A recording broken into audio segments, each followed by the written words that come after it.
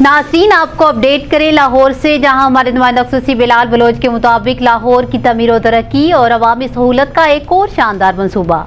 वज़ीर आला पंजाब आज शाहकाम चौक फ्लाई ओवर का संगे बुनियाद रखेंगे।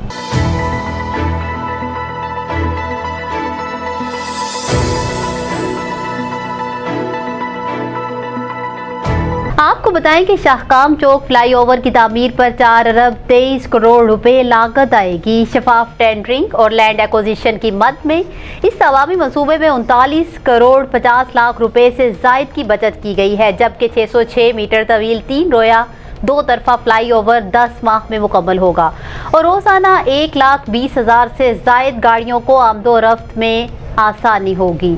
अलावा जी लेबर कॉलोनी ता मुल्तान रोड 5.6 किलोमीटर तवील डिफेंस रोड को भी 2 रोया किया जाएगा और हडियारा ड्रेन और नहर पर 2 पुलों की तामीर भी मंसूबे में शामिल की गई है, जबकि अंदरूने लाहौर में शेरावाला गेट फ्लाईओवर और फिरोजपुर रोड पर गुलाब देवी अस्पताल अंडरपास पर भी काम का आगाज हो चुका है। आपको बताएं कि ये मंसूबे लाहौर डेवलपमेंट पैकेज का हिस्सा हैं। न्यूज़ स्टूडियो से फिलवक्त इतना ही। मज़ीद तफसीलात और अपडेट्स के लिए देखते रहिए BBC 11 हेडलाइंस न्यूज़।